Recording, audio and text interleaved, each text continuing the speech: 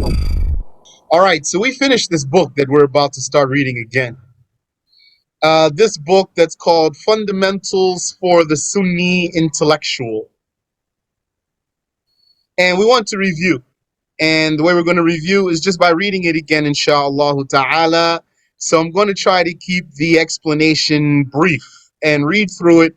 And if you have questions, feel free to ask your questions, inshallah ta'ala. And maybe I'll have some questions for you and you can answer, bi'idhnillahi ta'ala.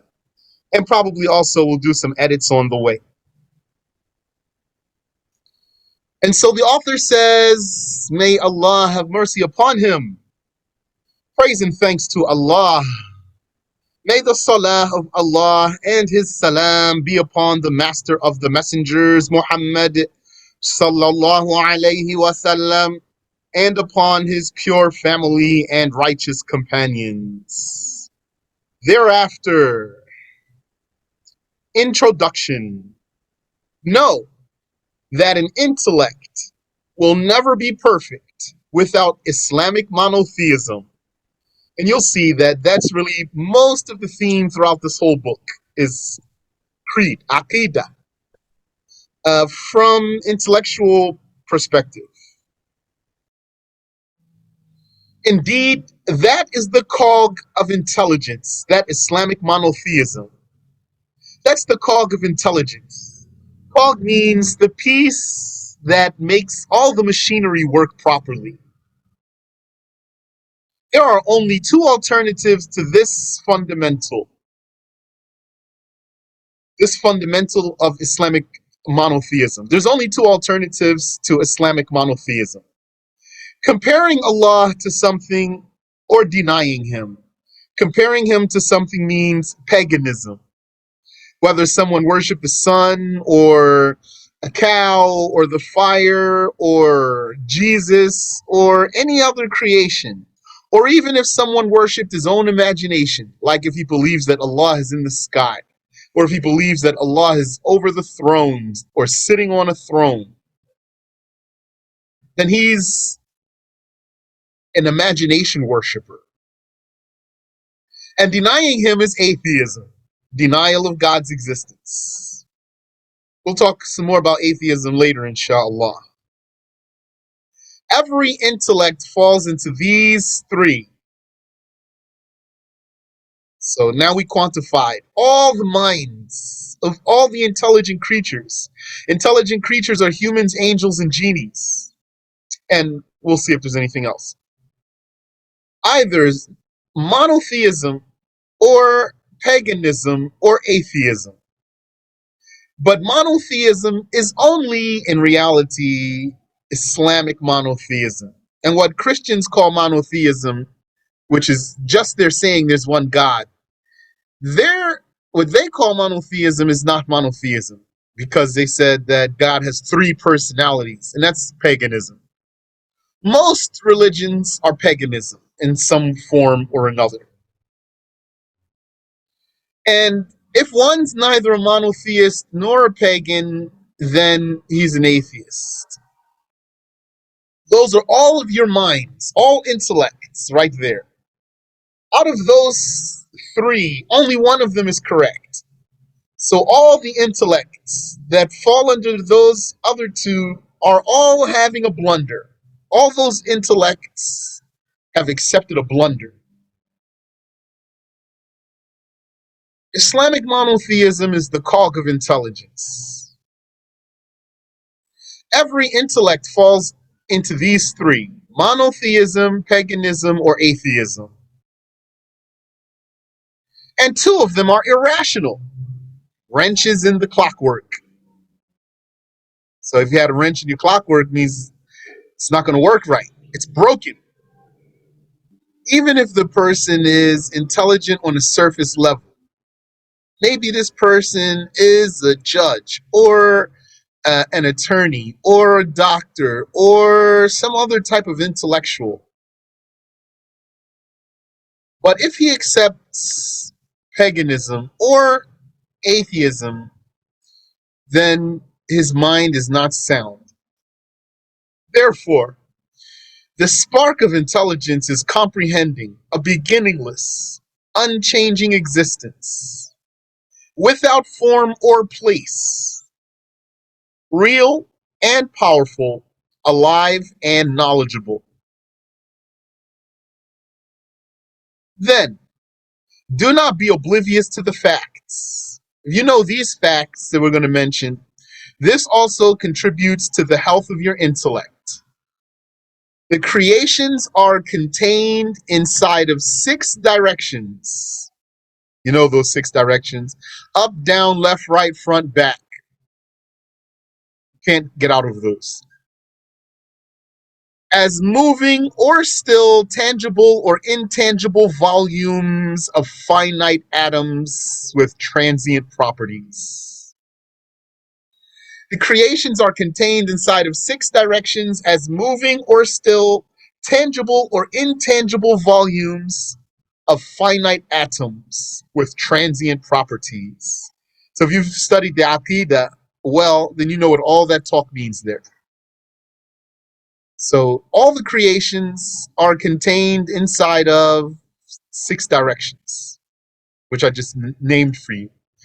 Moving or still, there's no third option for the creations. Tangible or intangible. Tangible means you can grab it with your hand, like a rock or a stick or a human. Intangible means you can't grab it in your hand, like the light or the wind, the air, that is. And the angels and the genies are intangible to us usually. Volume means fills a space. All these creations, ourselves, for example, our houses, our cars, etc., are all filling their own spaces. I fill my own space and you fill your own space. That's the meaning of having volume.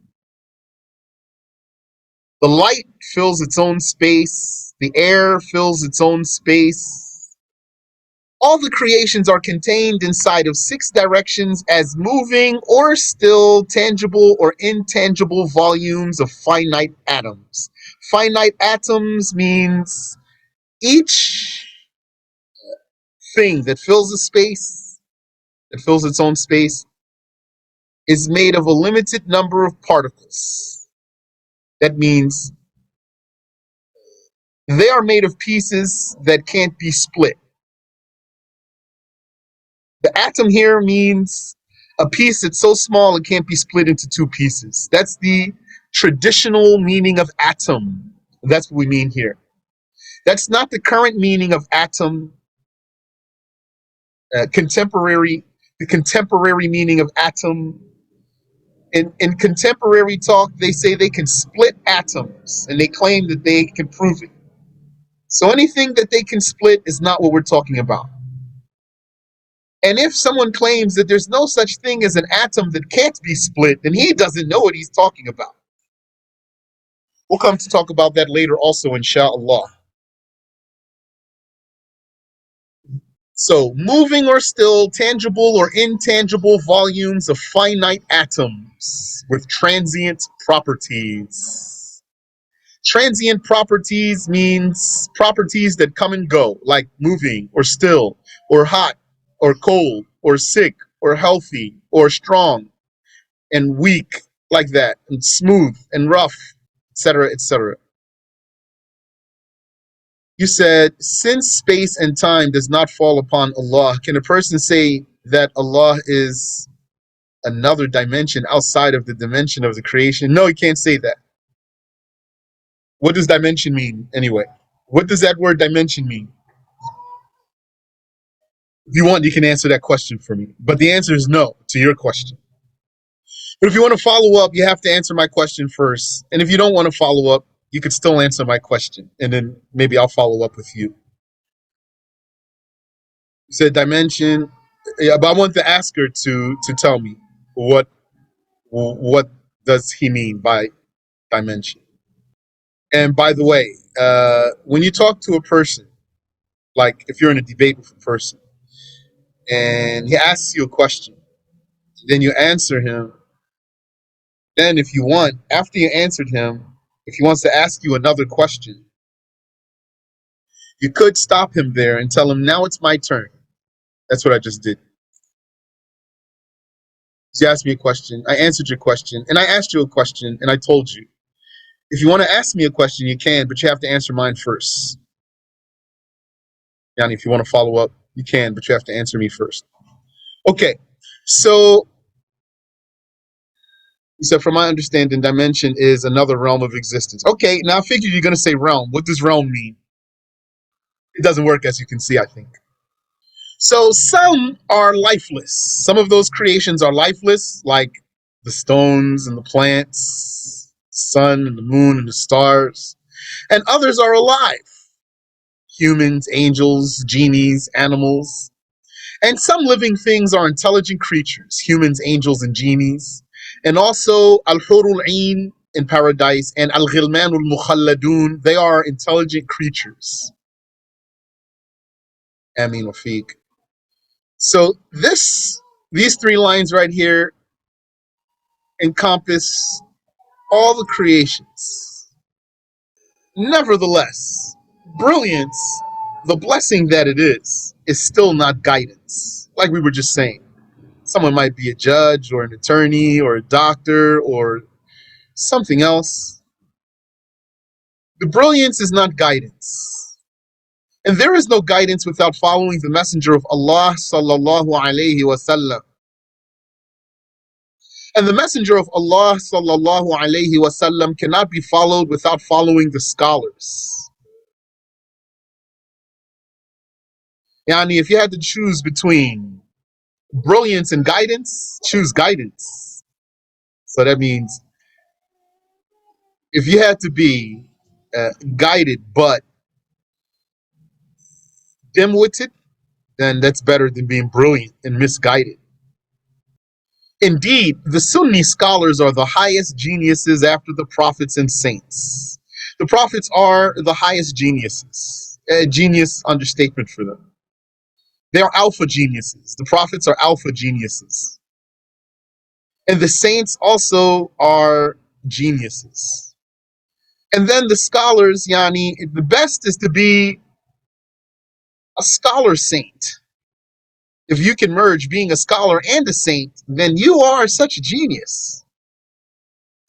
And if you could manage also to be a martyr of the battlefield along with that, then you attain all the highest ranks you can get as a slave that's not a prophet. The highest rank you can get for someone who's not a prophet is a saint or a scholar or a martyr of the battlefield. And possibly you could merge all three. But being a martyr of the battlefield means you're dead. Herein are fundamentals extracted, translated, arranged, and summarized from books of creed, Aqidah, like Al-Tahawi and Nasafi, and other books of Aqidah. And books of Hadith terminology, like Nukhbatul Fikr, and other books of Hadith terminology. And guidelines of fiqh, usul al-fiqh, like Al-Waraqat by Imam al-Haramain. So, yani, there's some principles in those sciences that transcend these sciences. You're going to find some principles that transcend these Islamic sciences. Yes. And yani, also we're going to use some pointers that are particular to these sciences. So we're going to look at some principles that transcend these sciences, meaning you find them in all of these sciences. And we'll also look at some principles that are particular to some of these sciences. Some things particular to creed, some things particular to hadith science, some things particular to the guidelines of fiqh. All these things that are yani, beneficial for your mind, including the mental judgments, al-ahkam al-aqliyah, whether necessary, possible, or impossible. So what's the necessary? The mentally necessary. You know, the mentally necessary is that which the sound mind does not conceive its non-existence. What's the intellectually necessary? That which the mind does not conceive its non-existence. That refers to Allah and his attributes only. God must exist according to the mind, and he must be attributed with his attributes according to the sound mind. And denying his existence or his attributes is unsound. It's impossible, actually, Yani. It would be an impossibility. What's the intellectually possible?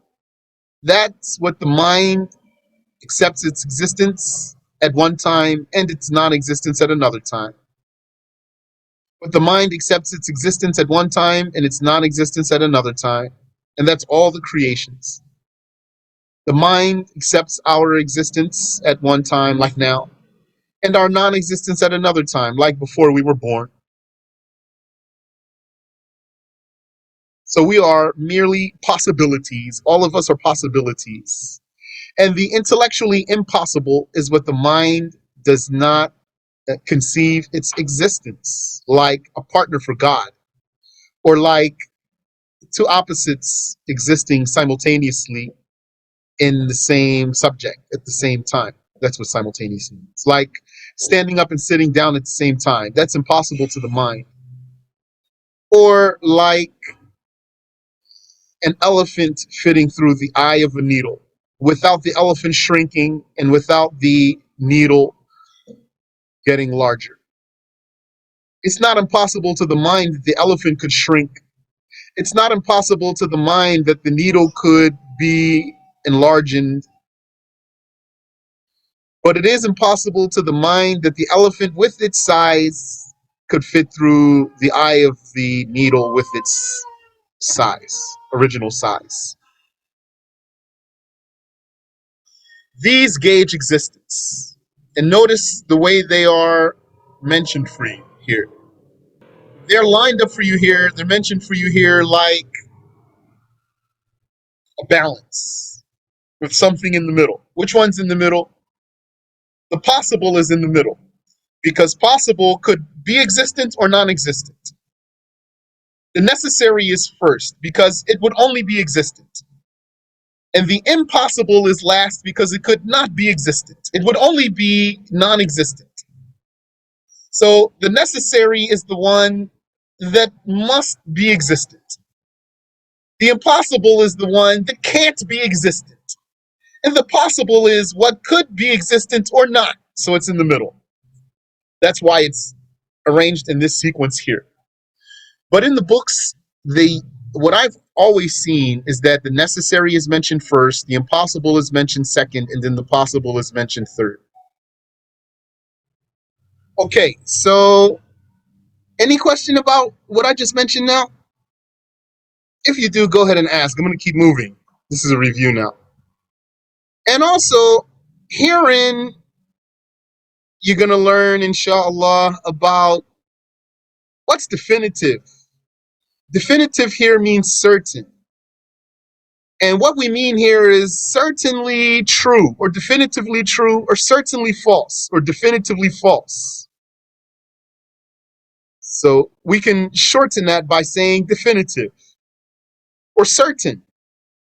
Tur'un bihi, definitively true or definitively false. That's knowledge. Because when we say here definitively true or definitively false means 0% chance of mistake. 0% chance of mistake. That's what we mean here. Do you know when contemporary scientists call something a fact, they do not intend by the word fact something that's 100% true? What contemporary scientists mean by the word fact is not this, what's definitive. If you talk to some atheists or philosophers or people who like science and they believe some wrong things, they're going to throw the word fact at you as if it means this. And then when you point out to him that, hey, what you're talking about is not definitive, he'd say, you don't even know what a fact is. So that's something else we're going to learn about here in this book, not to let people play word games with you. Some of the word games people play. And also we'll learn about what's probable. Probable here means probably true or probably false. This does have room for error. How much? Let me first see. Let me first keep reading here. And we'll learn about what's doubtful. And we'll learn about the improbable. Improbable. That means its truth is improbable, or its falsehood is improbable. So all of this gauge truth and falsehood. Those first judgments gauge existence. These ones here gauge truth and falsehood. So also we have another balance. So you saw the first balance. The first balance was the intellectually necessary on one end, the intellectually impossible on the other end, and the intellectually possible in the middle. If you understand their definitions, then you'll understand why. Now we have another balance. On one end, let's call this 100%. 100% is definitive knowledge. And let's say 0% is ignorance. That means not knowing. And let's say 50% is doubt. So that means that's right in the middle. So doubt means you're not going one way or the other. And then 51% to 99% is probably true. And 49% to 1% is probably false. That's a balance there for you. Truth, which is called sidq or haqq, is compliance with reality. And falsehood, which is kadhib, lie, or batil, yani falsehood, is contrary to that. It's contrary to truth. If you have a question, go ahead and ask. And herein you'll learn about the difference between the intellect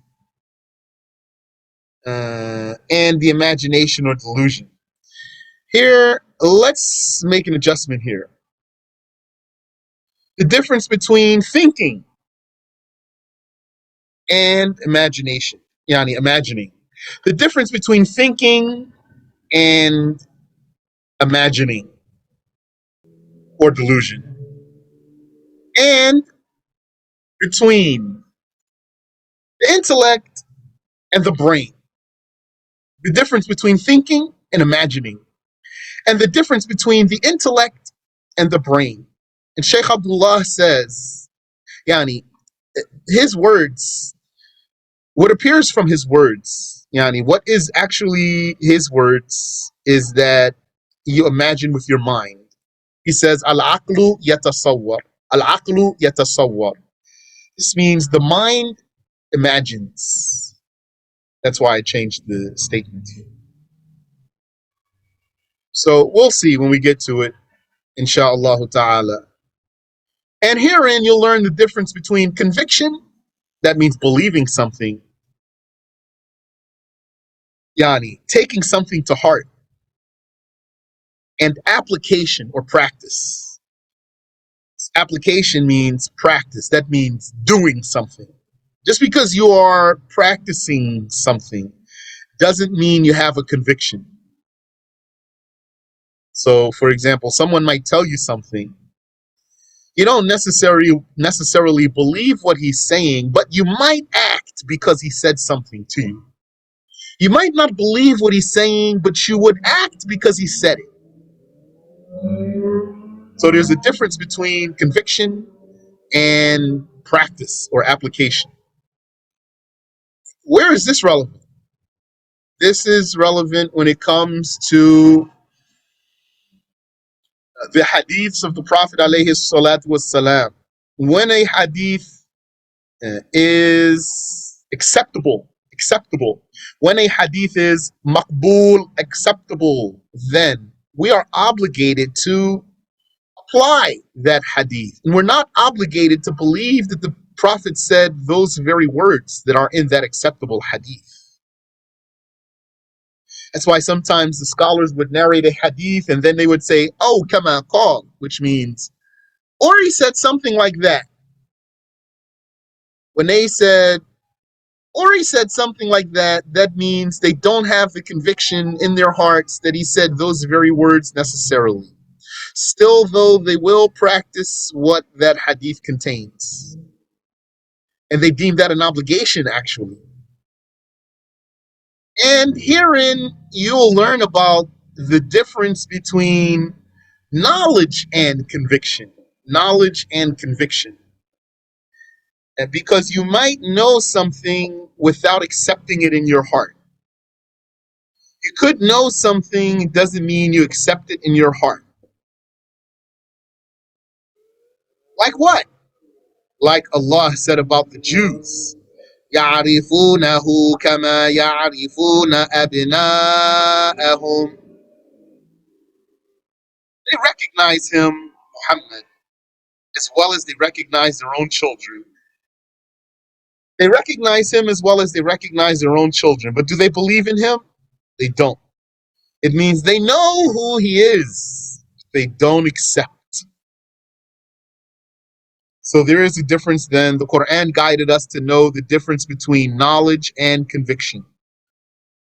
And concerning the obligatory, the forbidden, the recommended, the disliked or avoided if you want, and the permitted or the indifferent if you want, these are religious judgments, not mental judgments. And they don't gauge truth or falsehood. These 5 judgments here, they don't gauge existence. And they don't gauge truth or falsehood. They gauge the deeds of the accountable people. Every single thing you do has a judgment. It might be an obligation, like you're believing in Allah and His Messenger. Or it might be forbidden, like disbelieving in Allah and His Messenger. Or it might be recommended, like praying voluntary prayers and giving charities and being nice to your wife and being nice to your husband and like that, and nice to your children, smiling at the Muslims, for example. Or it might be disliked or avoided if you want, like eating with your left hand. Or it might be permitted, but I really like the word indifferent here, because it means doesn't matter which way, whether you do it or you don't do it. It's indifferent. It's the same. Whether you do it or you don't do it, it's the same. Like if you eat an apple or an orange, or a red apple or a green apple. Every single thing you do has a religious judgment. Some people, sometimes their question is there a judgment if someone does such and such? The answer is, of course there is. There's a judgment for every single thing you do. These 5 cover everything. They are called the 5 judgments, al-ahkam al-khamsah. The goal is to sharpen the mind which is the sacred law's witness. The mind, which is the tool of the religion's warrior. Even the warrior, he should have a sharp mind, and he should be intelligent. Even the fighter. Don't you see some of those very skilled fighters? They are intelligent in their fighting. The mind, which is the talent of the scholar and the secret of the saints.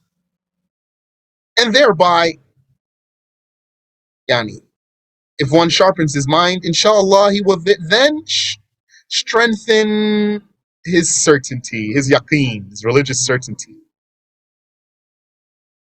Those Muslim scholars were intellectuals. Islam is the religion of intellectuals, not like Christianity. Christianity is not a religion for intellectuals. Many intellectuals are repelled from Christianity. But those Muslim scholars were like scientists. And look how when the Prophet came, alayhi salatu wassalam, and Islam spread, really the Muslims were an advanced civilization. And what's called the Renaissance in Europe, that's a direct result of their contact with the Muslims. The European Renaissance, which is their so-called Enlightenment period, is a direct result of their encountering the Muslims, and the Muslims were their teachers. The path of the correct religion, the path of Iman, is only certainty, while the paths of blasphemy are numerous: doubt, neutrality, and denial concerning correct religion, that is. Allah says, Allahu waliyyul ladhina amanu. Allah is the supporter of those who believed, and He is the manager of their affair. يُخْرِجُهُم مِّنَ الظُّلُمَاتِ إِلَى النُّورِ, taking them out of the various darknesses of blasphemy and misguidance to the one and only light of faith and guidance. So various darknesses, like we just said here. The paths of blasphemy are numerous. Doubt, neutrality, that means not taking a position, not going one way or the other way. When it comes to correct religion, neutrality is blasphemy. Doubt is blasphemy. Denial is blasphemy. These are numerous paths. يُخْرِجُهُم مِّنَ الظُّلُمَاتِ إِلَى النُّورِ. Here, ظulumat is plural. The darknesses, taking them out of the various darknesses of blasphemy and misguidance to the one and only light of faith and guidance. وَالَّذِينَ كَفَرُوا أَوْلِيَاؤُهُمُ الطَّاغُوتُ. And those who disbelieved, their supporters are the devils. يُخْرِجُونَهُم مِّنَ النُّورِ إِلَى الظُّلُمَاتِ, taking them out of the light of clear evidence into the darknesses of doubt and fallacy. أُولَٰئِكَ أَصْحَابُ النَّارِ هُمْ فِيهَا خَالِدُونَ. Those are the inmates of the fire. They therein shall be immortals. So that's the introduction. And we should probably stop there so that we can start the next part from the top, inshallah. We're not going to be able to finish this second part in one session anyway, but I don't want to stop in 5 minutes or 10 minutes. Let's stop here. Any question? Can I repeat the 5 judgments? Yes. The 5 judgments are obligatory, which can be called fard or wajib; forbidden, which can be called haram or mahzur; recommended, which can be called mandub or mustahab, and it also has other words; disliked or avoided, which is makruh; and permitted or indifferent, which is mubah. These are al-ahkam al-khamsah, the five judgments. They gauge the deeds of the accountable people. You're welcome. You said, can I please re-explain the difference between what they call facts and what's a definitive matter? Yes. So definitive means definitively true or definitively false. Either way, this means this is what we're going to call knowledge. Because when you know for sure, 100% with 0% chance of mistake, then that means it's definitive, certain. And it might be definitively true in your knowledge, or it might be definitively false in your knowledge. 100% accurate with 0% chance of falsehood. Okay, so that's a fact. That's a real fact. Contemporary scientists, they use the word fact not to mean what I'm saying right now. They don't use the word fact meaning definitively certain. And they actually play word games with anyone who's not familiar with their jargon. So that's how you could, let's say, as a Muslim, get into a debate with someone who considers himself a scientist or he thinks he's educated. He might be educated. He has Western education and so he knows what I'm saying to you about what does fact mean. And he's going to say, well, the fact is, and this is a fact, and they said such and such is a fact. And you say, wait, that's not a fact, what you are saying. That's only a theory.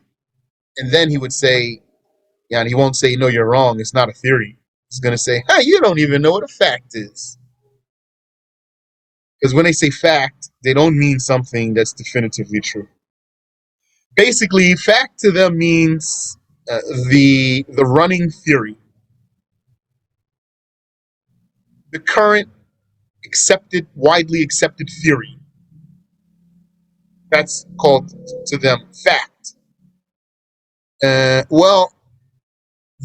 What they call a fact, it doesn't have to necessarily contradict a definitive thing, but it's just not definitive. It's not necessarily definitive. So, for example, they're going to say gravity is a fact. It's a theory, though. Gravity is a theory. Until today, it's a theory. They don't teach it to people. They don't call it the theory of gravity. They just call it gravity. So if you were to talk to somebody about this, he's going to call it a fact. And then if you told him, well, it's a theory, actually, he's going to say, you don't even know what a fact is. Yeah. Or they're going to say, evolution is a fact.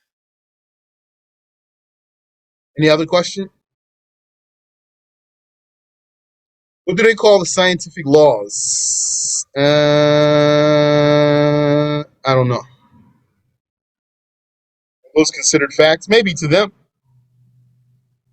They have their own terminology. So basically, fact is a jargon for them. They don't mean the linguistic meaning of fact, but they know that a layman here means in their own field, someone who's not an expert in their field. That's the layman. They know that a layman doesn't know what fact means, according to them, in their jargon. They know that a layman thinks, he only knows the linguistic meaning of fact. And then they're going to use the word fact while they know that you only understand from it the linguistic meaning. And then if you call them out on something that's not a real, literal fact, they're going to tell you don't know what a fact is according to the scientists. Amin wa fikum. Now, if you want more details to these things that we just read today, then you need to review the previous lessons. I just went through this quickly and tried to add a few things I didn't say last time. سبحانك اللهم وبحمدك أشهد أن لا إله إلا أنت أستغفرك وأتوب إليك